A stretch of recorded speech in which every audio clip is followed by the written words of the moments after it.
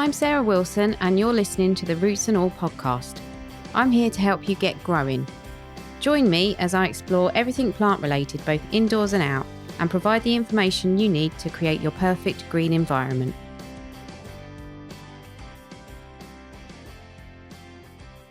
This episode, I'm talking biochar with Craig Sams, the co-founder of Carbon Gold, a company that produces a range of biochar products for the garden, but also for agricultural use. Before this interview, I think it's fair to say I knew more about Craig than about his product because he is a legend in many fields, not least in food and growing. He founded the first macrobiotic restaurant in London in 1967 and went on to start Harmony Foods, which later became Whole Earth Foods. He and his friends provided the food for the first ever Glastonbury Festival in 1972. And in 1991, he and his wife Josephine Fairley founded Green and Blacks. He was chair of the Soil Association from 2001 to 2007 and is the author of 4 books, including the seminal text about macrobiotics.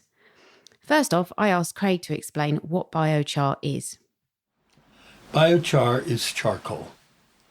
The difference is that it's what you do with it. The biochar is charcoal that you put in the ground and that you don't use to barbecue your sausages or whatever. The term biochar defines that. In practice, biochar is, when it's made specifically to be used as biochar, is processed in very slightly different ways. And people are still experimenting with different heat levels and different particle sizes and all the rest. But basically, biochar is charcoal.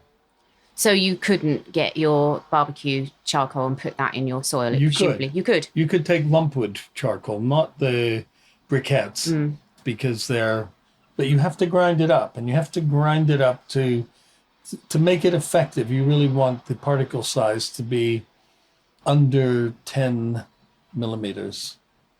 And really, you want it to be almost dust, because everything is happening at a microscopic level. Right, okay. So when you say it's to do with the process of making it, does it matter what you put in to make the biochar? And do you use the same thing time and again when you make Carbon Gold? We use hardwood charcoal. The difference is you've got, the Japanese use bamboo charcoal a lot because they have a lot of bamboo. Bamboo has very large cells. Hardwood has very small cells, and conifers are somewhere in between. The cell size is slightly important because part of the function, an important part of the function of biochar, is that it is what's called a refugia. So in the soil, you've got mycorrhizal fungi, you've got actinomycetes bacteria. I could go on and name all 10,000, but I don't remember them all. And they all are working together with the plant to keep the plant healthy, to supply it with nutrients and defend it against pathogens, the fungi that normally would only attack a dead plant. The plant is making sugar in its leaves with photosynthesis, so it's sending it down to feed this bacterial community. That's fine. If you imagine gazelles grazing on grass, that's fine too. But then along come the lions and tigers to pick off the surplus population. In the soil, the lions and tigers are protozoa, mites, nematodes, amoebae. They're little tiny organisms that we can't actually see, but they're a lot bigger than a bacterium or a fungal cell. A protozoa, just one protozoa, needs to eat 50,000 bacteria a day to keep going. If you are a bacterium, you divide every 20 minutes. So actually, if you do the maths, after 7 hours, you are 50,000 bacteria if there aren't any protozoa around to keep your population down. Mm-hmm. When you have biochar in the soil, the bacteria and the fungi go into the pores, the original cell structure of the wood that made the biochar, and they hide there. Just as your ancestors, our ancestors, would go into caves to keep the saber-toothed tigers out. So there is an argument that the smaller pore sizes, bacteria, even with the smallest pore sizes, they don't have any problem getting in and out, but that keeps out predators. And that's also the argument for having lots of tiny pieces of biochar, because then that's lots of little fortresses that the beneficial fungi and bacteria can hide in. How did people start making biochar? People have been making charcoal going back to the beginning of time. Coal, eyeshadow, the root of that word is in the Egyptian word for charcoal. And we still use the word coal to describe carbon. In German or Dutch, koolhydraten means carbohydrate. Coal just means carbon. We've always been making charcoal. There are few examples in West Africa and a few examples in parts of Europe, Swabia in particular, where people used charcoal as an agricultural amendment. And even allotmentiers in this country, they would have deliveries of soot from local chimney sweeps that they would use to enhance their soil. It wasn't quite biochar, but it was on the way. What we discovered about 80 or 90 years ago was as the Amazon rainforest was being cleared, there were certain areas that had what the Brazilians call terra preta, which means black earth, dark earth. And those areas were incredibly fertile, so that farmers who had land on that terra preta would actually sell it in bags at garden centers and by the truckload to fellow farmers because it went down 10 or 12 feet. So they could just hoover up a couple of feet off the surface and sell the land rather than the produce of the land. The people then sort of looked at where did this all come from? And the answer goes right back to the early Spanish invasions of Latin America, of South America. And Pizarro, who was busy looting the Inca cities up in the Andes Mountains, was told by somebody, if you think the Incas are rich, you should go down this river. There are cities down there, populations who are insanely rich, and they have gold. So, of course, being Spanish, he got excited. They built a boat up in the mountains or up in the Andes. And Pizarro's brother and a guy called Francisco de Orellana sailed down the Amazon. And sure enough, they came to this area which Francisco de Orellana described as more rich and fertile than the finest lands of Castile and Aragon back in Spain, and populated with busy farms, really wealthy. We went ashore and we were repelled by people with spears and arrows. Our boat looked like a porcupine as we retreated, and they were led by women with hair down to their knees and gold around their necks, who would club to death any man who showed signs of cowardice. He then sailed down the river. He couldn't get back up, and noted wherever there were these rich population centers, but he never went ashore again. And when he came out in the Atlantic, having discovered the Amazon, which was named after these Amazonian women, this very powerful matriarchal civilization, he went back, and the King of Spain had him in court and said, let's get an expedition together. And eventually they went back up the Amazon to get their hands on this gold, and there wasn't anything there because everybody had died. The reason they repelled them wasn't because they didn't want them to have their gold, but because they knew that if a white man breathed around you, within a few days you would be dead of a cold or measles or smallpox, because they had no natural immunity. So that whole civilization collapsed. And it wasn't really until the last few decades that we discovered that the foundation of the civilization was this incredibly fertile soil.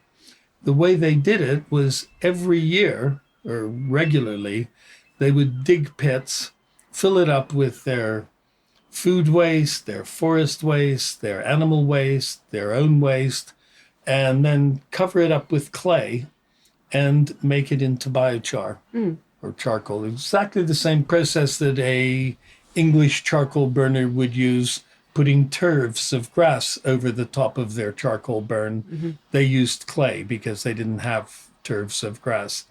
And they would then spread that on their land, and that's what kept their land rich and productive year after year after year. So we took that principle and brought it back to, well, the UK and other places, obviously. Does it work better on one type of soil, or is it just as good across the board?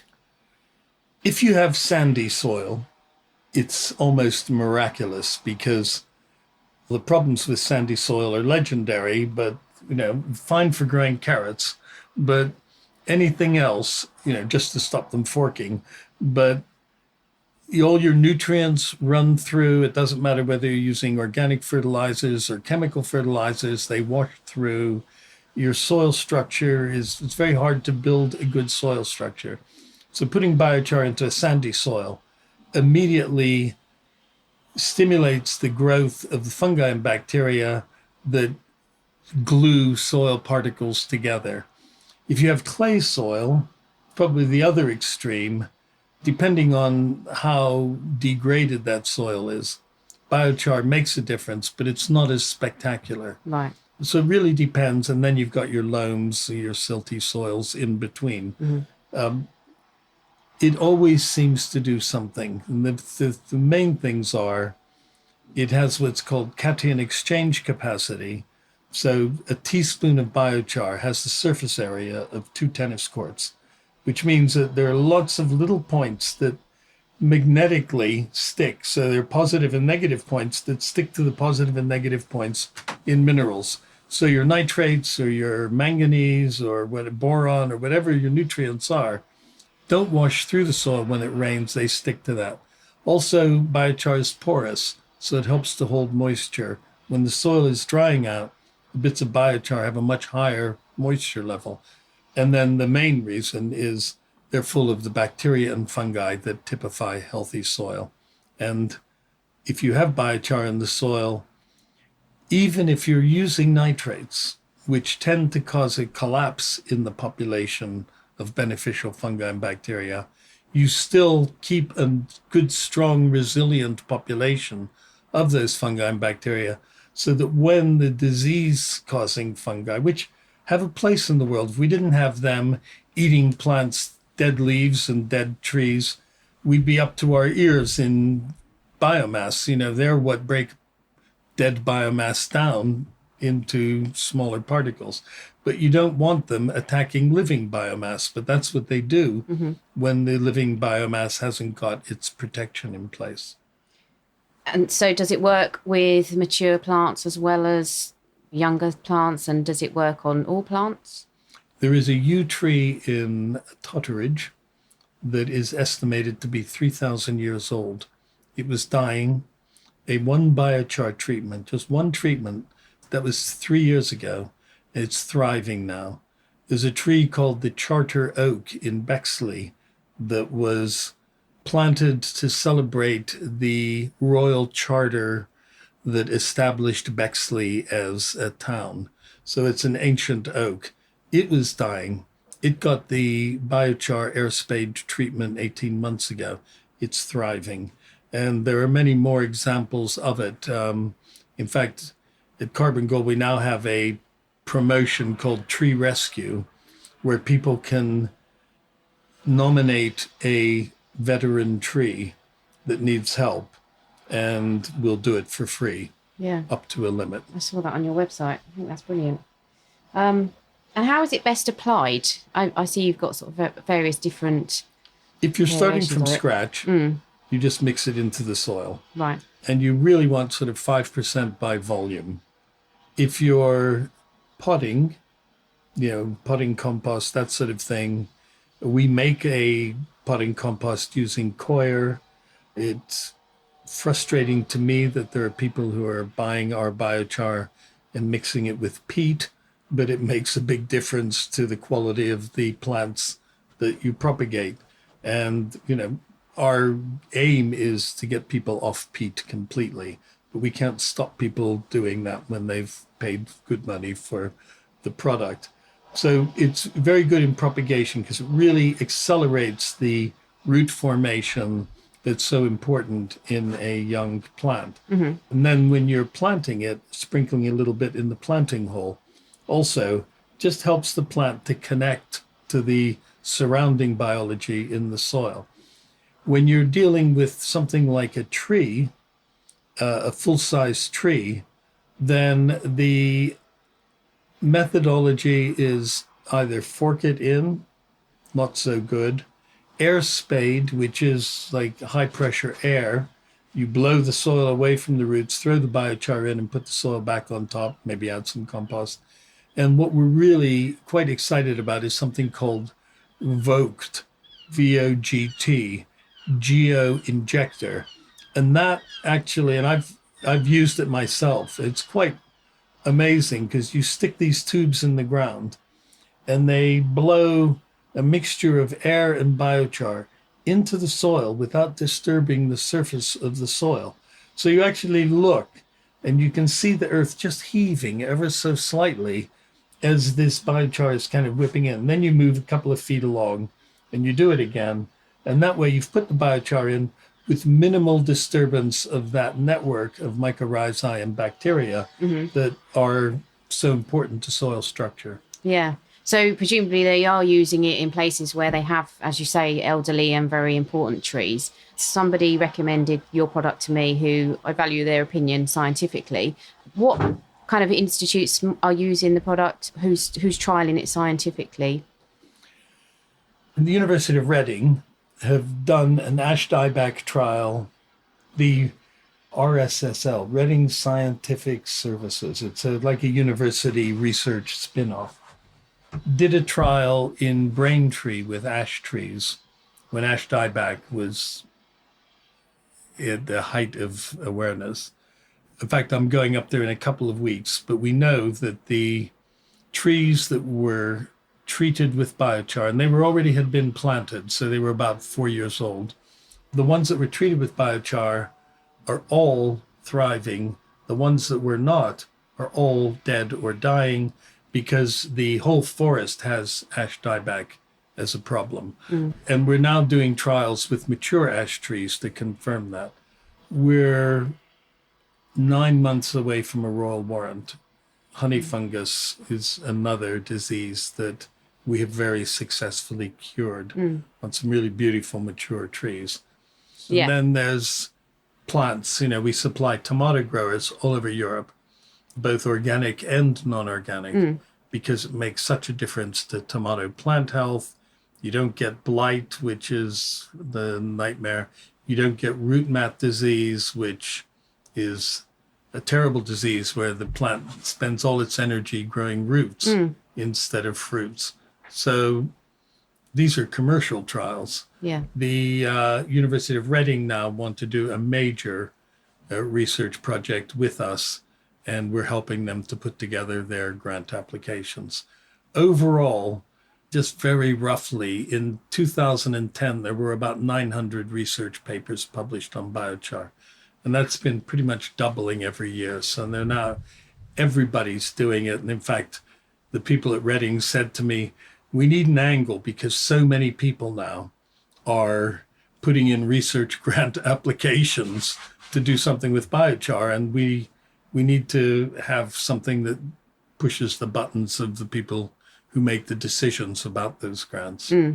I saw probably the worst piece of research possible. I was Googling and I saw mention of the fact that sometimes biochar might have free radicals in it. You mentioned that you'd done some research on that. Anything that burns has free radicals in it. Anything where you get up to those temperatures, you generate free radicals. The way the biochar is made burns off most of those in the process.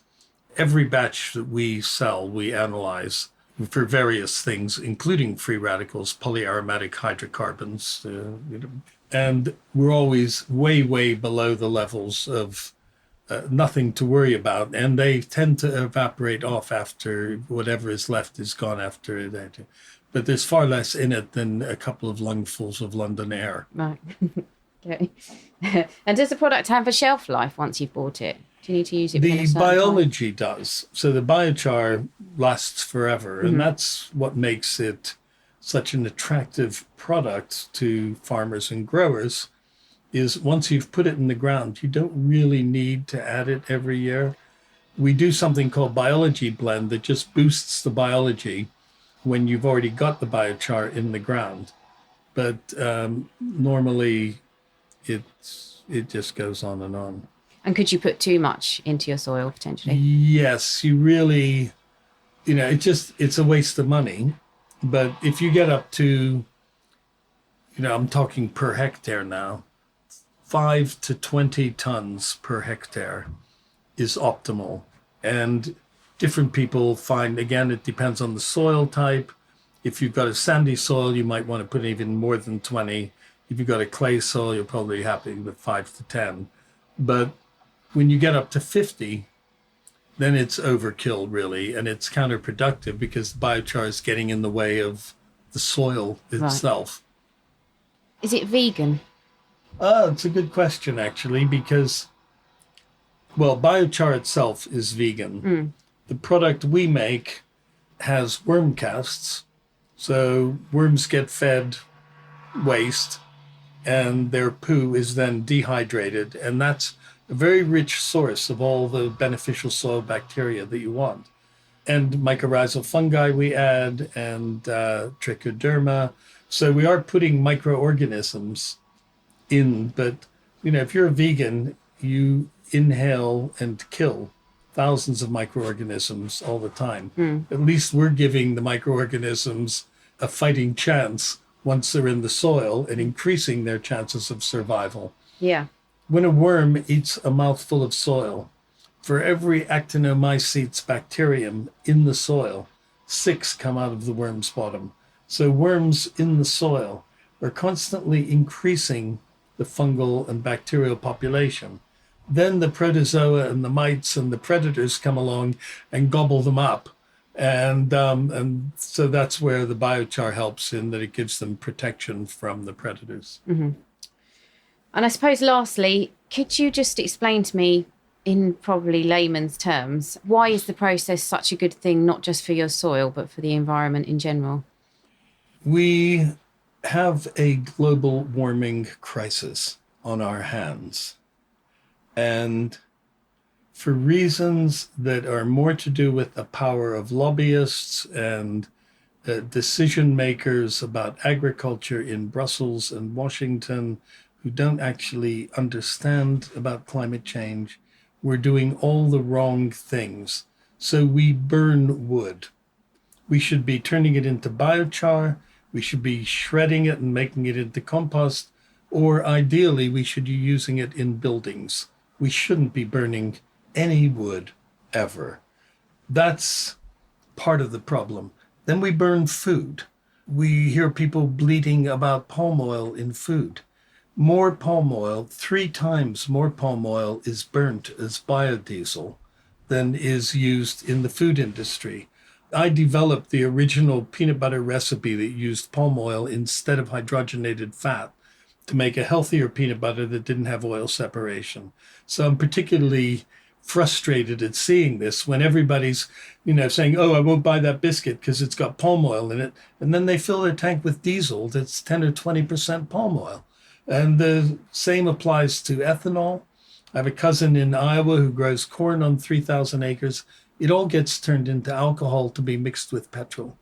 And we could be planting trees on all that land. We wouldn't be deforesting these peat forests of Indonesia if we just stopped burning food. So that's really frustrating too. What really makes me grumpy is the fact that Greenpeace and Friends of the Earth, charities I've supported and been involved with actively since the 1970s, oppose the idea that carbon credits from forestry or organic farming, and organic farm can increase soil carbon by 7 or 8 tons per hectare per year, a forest by 11 tons per hectare per year. And yet The NGOs opposed paying the same price for forest and soil carbon, or biochar for that matter, as for wind and solar. So we pay 160 pounds a ton for every ton of carbon dioxide we avoid with wind. And yet we won't pay £10 a ton to a farmer who's farming organically or biodynamically and building up soil carbon, sucking it out of the atmosphere. The good news is the Royal Society published a report about 3 weeks ago called GGR, Greenhouse Gas Removal. And that's where we have to go. It's crazy to try and tell people in China who've never had a car, you can't have a car because we've screwed up the atmosphere. But what you can do, and what the Chinese are doing, God bless them, is you plant trees and then you suck the carbon out of the atmosphere and keep it out. At the moment, the sea is taking 9 or 10 billion tons of carbon dioxide a year out of the atmosphere. And the land and the forest we have is taking about the same amount. But then we're growing food and burning it. We're chopping forests down and saying, oh, I've put it in my wood burning stove. Aren't I good? And it's just it's the wrong approach. There are buildings now. There's an 18-story student housing center at the University of British Columbia in Vancouver that's made of wood. In Japan, they're building a 70-story skyscraper that's going to be made of wood, and it will be earthquake proof because wood flexes in those sorts of situations. Steel and concrete are responsible for 10% of our greenhouse gas emissions. Every time you replace steel or concrete with wood, you're taking something that's making the climate worse and replacing it with something that is locking up carbon that was in the atmosphere. The house that we're in, was built in 1770.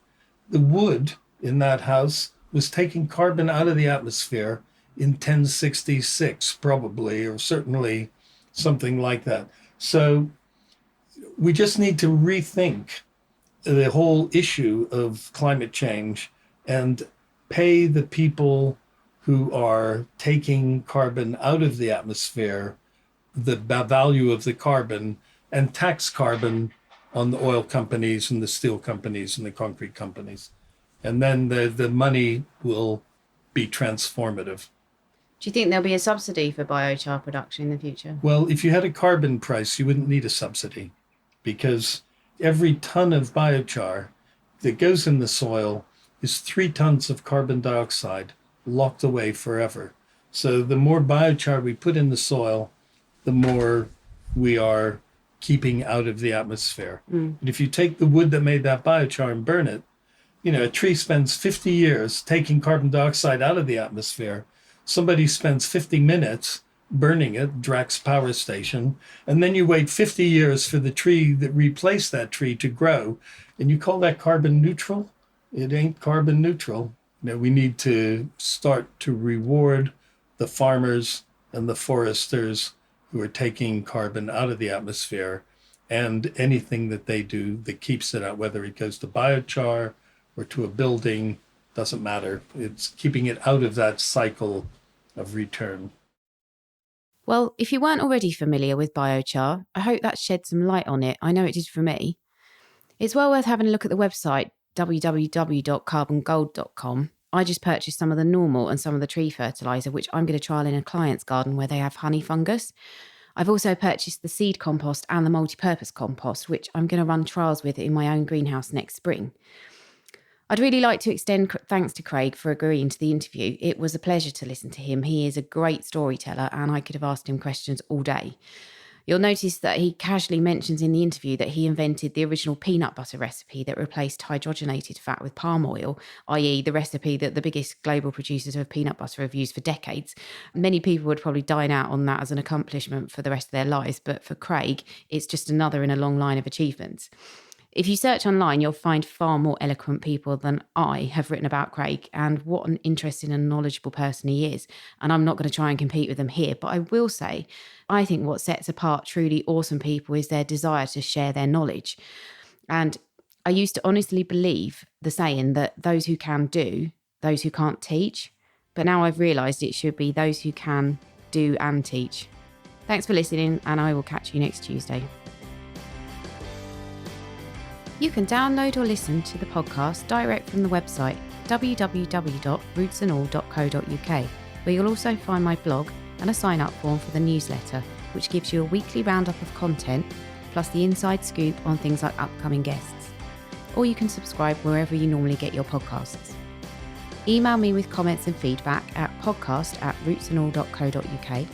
Follow me on Twitter, Roots and All, Facebook, Roots and All UK, and Instagram, Roots and All Pod. But please also check out my Patreon, where you can make a one-off donation or take out a monthly subscription to help support my work, because if you like what I do, please help me to continue doing it. Even if you make a one-off donation of £1, trust me, it all helps and I will be immensely grateful. So please go to Patreon and search for Roots and All.